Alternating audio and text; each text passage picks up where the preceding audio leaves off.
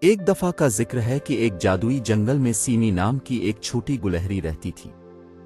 Semi کی کھال سب سے نرم اور سب سے بڑی، سب سے زیادہ متجسس آنکھیں تھیں۔ اسے اونچے درختوں کے درمیان کھیلنا، ایک شاخ سے دوسری شاخ کودنا اور چمکدار بالواں جمع کرنا پسند تھا۔ ایک دھوپ والی صبح، جب سیمی اپنے سردیوں کے ٹھکانے کے لیے بالواں اکٹھا کرنے میں مصروف تھا، اس نے رنگ برنگے پتوں کی ایک پراسرار پگڈنڈی دیکھی جو جنگل کی گہرائی میں جا رہی تھی۔ اس کا تجسس بڑھ گیا۔ اس نے پگڈنڈی پر چلنے کا فیصلہ کیا۔ پتے اسے جھاڑیوں کی ایک سرنگ سے ہوتے ہوئے جنگل کے اس حصے میں لے گئے جسے اس نے پہلے کبھی نہیں دیکھا تھا۔ جیسے ہی سیمی آگے بڑھا، اس کی ملاقات روزی نامی ایک دوستانہ خرگوش سے ہوئی۔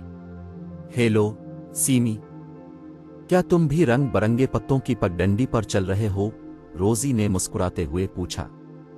جی ہاں، سیمی نے چونک کر کہا۔ کیا اب جانتے ہیں کہ یہ کہاں جاتا ہے؟ روزی نے سر ہلایا۔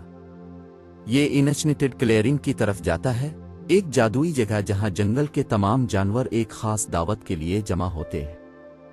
سیمی کی آنکھیں جوش سے چمک اٹھیں۔ واہ! کیا میں آپ کے ساتھ آ سکتا ہوں؟ بالکل، روزی نے کہا۔ لیکن سب سے پہلے ہمیں سنگنگ سٹریم کو عبور کرنا ہے۔ اس پار کرنے کا واحد راستہ قدموں پر چڑھنا ہے۔ سیمی اور روزی ندی کی خوشگوار دھنوں کو سنتے ہوئے پتھر سے دوسرے پتھر تک جا رہے تھے۔ دوسری طرف سے وہ انچنٹڈ کلیئرنگ میں داخل ہوئے۔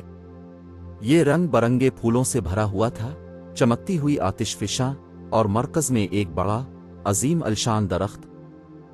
جب رات کا آسمان ستاروں سے بھرا ہوا تھا تو جانور مل کر ناچتے اور گاتے تھے، ان کی ہنسی جنگل میں گونجتی تھی۔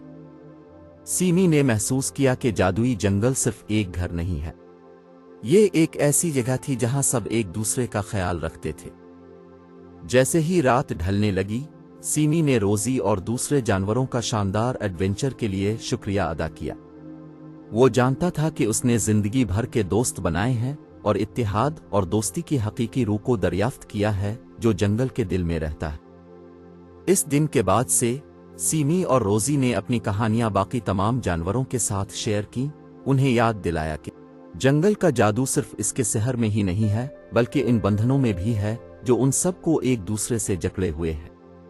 اور اس طرح جادوئی جنگل کے دل میں سیمی نامی ایک چھوٹی گلہری نے سیکھا کہ تجسس انتہائی حیرت انگیز مہم جوئی اور سب سے پیاری دوستی کا باعث بن سکتا ہے۔